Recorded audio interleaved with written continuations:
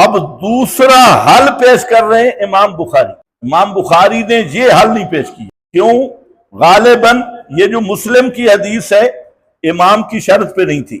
غالباً، یہ غالباً میں نے کہا. تو بہرحال امام ایک حل پیش کر رہے ہیں، لیکن امام کا حل بھی احناف زندہ باد ہمارے مسئلے کی تائید ہوگی. امام بخاری نے جہاں باب جمع بین الصلاتین نہیں قائم کیا، بلکہ کیا ہوا؟ تاخیر الظہر الی العصر. تو امام بخاری یہ فرما رہے ہیں کہ یہ جو لفظ ہیں ان لفظوں کے ساتھ یہ جمع صوبری تھی. کیا تھی؟ جمع صورتاً جمع تھی، حقیقتاً جمع نہیں تھی. صورتاً آپ نے جمع کی، مدینہ کے اندر جمع کی. یہ دوسری توجیہ ہے امام بخاری جو حل کر رہے ہیں. تو یہ صورتاً جمع کی، اور صورتاً جمع کی کیا صورت تھی کہ آپ نے ظہر کو مؤخر کیا عصر کے قریب اور عصر کو پہلے پڑھا. دونوں نمازیں اپنے اپنے وقتوں میں تھی، لیکن ظہر کو مؤخر کر دیا، عصر کو مقدم کیا تھی اپنے اپنے وقتوں میں. تو یہ جمع صورتاً ہے، اس کو جمع صوبری کہتے ہیں. یہ حضر میں. تو امام فرماتے ہیں اس حدیث کا یہ مطلب نہیں ہے کہ آپ نے دونوں نمازیں وقت سے نکال کے پڑھی تھی. کوئی نماز نہیں، اپنے اپنے وقت میں تھی، لیکن دونوں صورتاً جمع تھی. تو جمع سوری احناف نے اسی سے لیا کہ جہاں پر بھی جمع کی بات آئی ہے وہ جمع سوری ہے. اس سے آگے احناف نے لے لیا. یہ الگ بات ہے کہ سفر میں جمع سوری ہے یا حقیقی ہے، وہ انشاءاللہ بعد میں بات آ رہی ہے. جہاں حضر میں دو نمازوں کو جمع کرنا یہ جمع صوبری ہے، صورتاً جمع کرنا.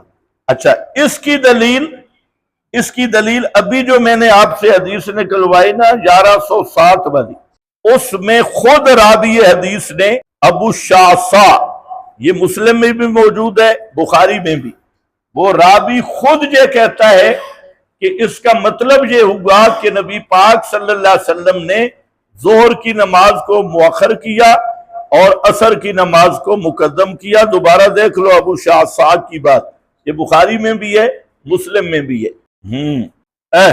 قلت یا ابا شعثاء، میں نے، یہ جو جابر کا شاگرد ہے شعثاء، مرزا ایسا پلیت ہے، مرزا نے جہاں پتہ کیا کہا، کسی نے اسے کہا کہ یہ ابو شعثاء نے کیوں، اس نے پوچھا کیوں ہے، تو مرزا نے کہا کہ یہ جب انہوں نے بیان کیا نا یہ کوئی حنفی ہوگا، یہ کوئی حنفی ہوگا.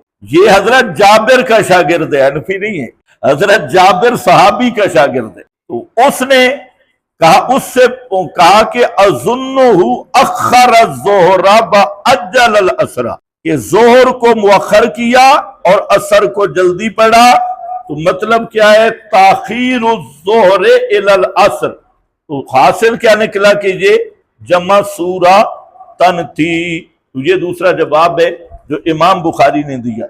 تو امام بخاری خود اور ابو شعثاء راوی بھی اس کو جمع سوری پہ معمول کر رہے ہیں، اور جو محققانہ طرز دوسری ہے تخریج والی، تو یہ بات ہی سفر کی ہے، اس پہ کوئی اشکال ہی نہیں ہے. اور سفر میں بھی ہو تو جمع سوری ہو جائے تب بھی کوئی وہ توجیہ اس کے وہ متضاد نہیں. لیکن جہاں پھر مدینہ والا لفظ جو ہے، کیونکہ بخاری نے لایا ہے اور بخاری کے نزدیک مدینہ کا لفظ ثابت ہے، امام کے نزدیک مدینہ کا لفظ ثابت ہے. ہم تو کہہ رہے ہیں کہ یہ تعبیر راوی ہے، لیکن امام کے نزدیک مدینہ کا لفظ ہے، تو انہوں نے پھر تعبیر کر دی. مسلم میں یہی ہے کہ یہ سفر ہے، مدینہ کا لفظ. اب ان سے بھی پوچھو مسلم میں اور ہے بخاری میں اور ہے، کون سی مانو گے؟ تو دوسرا یہ حل ہے. اچھا، اس پر دلائل دینے کی بھی کوئی ضرورت نہیں جمع سوری پر، یہ خود امام بخاری. تو اب میں نے کہا امام کا مقصد حدیث پر اشکال کا جواب ہے. آپ کو سمجھ آ گیا؟ اس لیے میں نے کہا امام کا مقصد حل حدیث ہے. حدیث پر ایک اشکال آ رہا تھا، وہ جواب ہے. اب شارحین نے جو بیان کیا تو انہوں نے کون سا امام سے پوچھ کر بیان کیا ہے؟ امام کا مقصد یہ ہے، تو اندازہ لگایا جاتا ہے مقصد امام کا. امام نے تو نہیں بیان کیا میں کیوں کر رہا ہوں، کوئی شارح اپنا ذہن سے کچھ نکالتا ہے. میں نے آپ کو ذہن کی وجہ بیان کر دی، بنیاد فقہی مسالے کے زیادہ تر، لیکن ہمارا طریق یہ ہے کہ ہم کوشش کرتے ہیں کہ باب کے نیچے جو احادیث آئی ہیں ان میں غور و فکر کر کے مقصد امام کو معلوم کیا جائے کہ امام کیا بیان کرنا چاہتے ہیں. اب آپ فیصلہ کر لیں کہ کس کا طرز استنباط بہتر ہے، یہ بہتر ہے یا وہ بہتر ہے.